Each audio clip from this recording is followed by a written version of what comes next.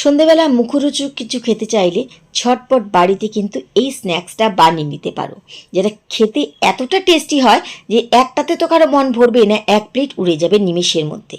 শুধু লাগবে এর সাথে একটু গরম গরম চা আর সাথে ভালোবাসা লোকেদের আড্ডা। তো চলো, ওপরটা হবে ক্রিস্পি, ভেতরটা হবে নরম। এই মুচমুচে স্ন্যাক্স রেসিপিটা কত সহজে বাড়িতে বানিয়ে নিতে পারবে দেখে নাও আমার আজকের রেসিপি। এই স্ন্যাক্সগুলো বানানোর জন্য আমাদের লাগবে 5 টাকার সুজি, মাত্র হাফ প্যাকেট। তো সুজি প্রথমে যেমন করে আমরা বানাই ঠিক তেমনভাবে সুজি বানিয়ে নিচ্ছি। আমি এখানে দিলাম প্রথমে 1 চামচ ঘি, তোমরা ঘিটা বাদও দিতে পারো, শুধু তেল দিয়েও করতে পারো। দিয়ে দিলাম হাফ কাপ সুজি। যেমন করে আমরা সুজির হালুয়া বানাই ঠিক তেমনভাবে এই সুজি প্রথমে 2 মিনিটের মতন একটুখানি ভেজে নিচ্ছি। একটু ভাজা হয়ে গেলে এটাকে লাল করার দরকার নেই, শুধু এমনি নর্মালি এরকম ভাজলে হবে।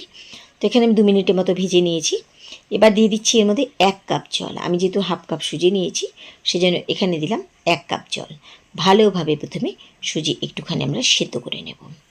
যতক্ষণে জল টেনে একদম পুরো থকথকে না হয়ে আসছে ততক্ষণই ভালোভাবে এই সুজি আমাদেরকে টানিয়ে নিতে হবে। সুজি যত ভালো সেদ্ধ হবে এই স্ন্যাক্সগুলো খেতে কিন্তু ততটাই বেশি মজা লাগবে। তো এখানে কিন্তু আমি কিছুক্ষণ জাল দিয়ে সুজি পুরো একদম জল ভাবটা কাটিয়ে নিয়েছি। শুধু আমাদের আরেকটুখানি এই সুজি ঘন করে নিতে হবে। তো দেখো, দেখতে পাচ্ছ জলও কিন্তু পুরো টেনে গেছে আর সুজি কিন্তু থকথকে হয়ে গেছে। এবার কিন্তু আমি গ্যাস ওভেন বন্ধ করে দিচ্ছি, দিয়ে এই সুজিটাকে নিয়ে নিচ্ছি একটা থালার মধ্যে, কারণ পুরো জল টেনে কিন্তু সুজি আমার এখন একদম শুকনো হয়ে গেছে। এটা কিন্তু কিছুক্ষণের মধ্যে আরেকটু শুকনো হয়ে যাবে। তো এই সুজি এবার আমি একটা প্লেটের মধ্যে নিয়ে নিচ্ছি। এবার সুজি একটুখানি ঠান্ডা হতে দিয়েছিলাম, সুজি একটু ঠান্ডা হয়ে গেছে।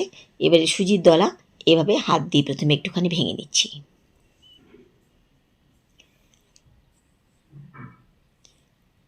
একটু ভেঙে নেওয়ার পরে এবার এর মধ্যে দিয়ে দিচ্ছি হাফ চামচের মতন জোয়ান, সাথে দিচ্ছি এখানে স্বাদ মতন নুন, দিচ্ছি সামান্য পরিমাণ এখানে হলুদ গুঁড়ো, দিচ্ছি একদম সামান্য পরিমাণে ধনে গুঁড়ো, আর দিচ্ছি একদম খুব কম পরিমাণে লঙ্কার গুঁড়ো।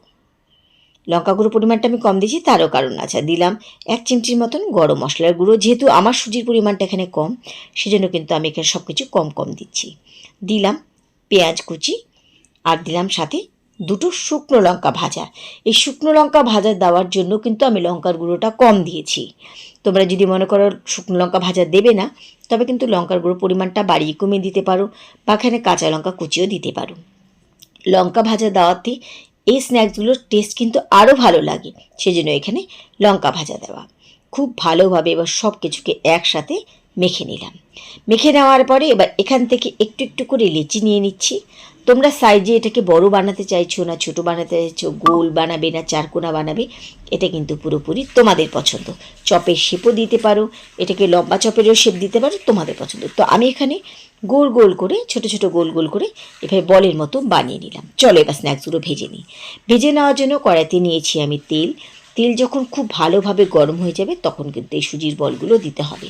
হালকা তেলে কিন্তু কখনো সুজি দেবে না, তাহলে বলগুলো কিন্তু তেলে দেওয়ার সাথে সাথে ছেড়ে যাবে। তেলটাকে প্রথমে খুব গরম করে নিয়ে তারপরে এই বলগুলোকে দেবে।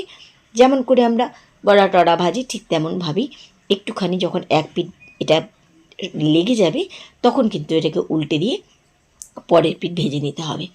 এবার তোমরা ইচ্ছে মতো কিন্তু এর মধ্যে ধনে পাতা কুচি বা আরও অনেক কিছু দিতে পারো। তো এভাবে দেখো আমার এক পিঠ ভাজা হয়ে গেছে, এগুলোকে উল্টে দিলাম। আর দেখবে একটুখানি ভাজার পরে এগুলোকে আমার মুচমুচে হয়ে গেছে।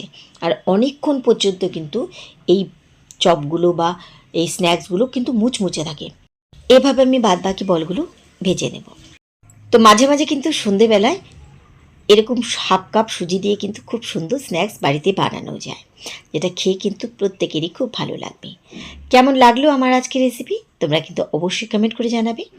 আর রেসিপি ভালো লাগলে বরাবরের মধ্যে কিন্তু লাইক শেয়ার করতে বলো না। তাহলে আজকের মতো এইটুকুই। সবাইকে ধন্যবাদ জানিয়ে আজকে এখানে বিদায় নিচ্ছি। ফিরে আসবো আবার অন্য কোনো রেসিপির সাথে অন্য কোনো দিন। সেই পর্যন্ত সবাই খুব ভালো থেকো, সুস্থ থেকো।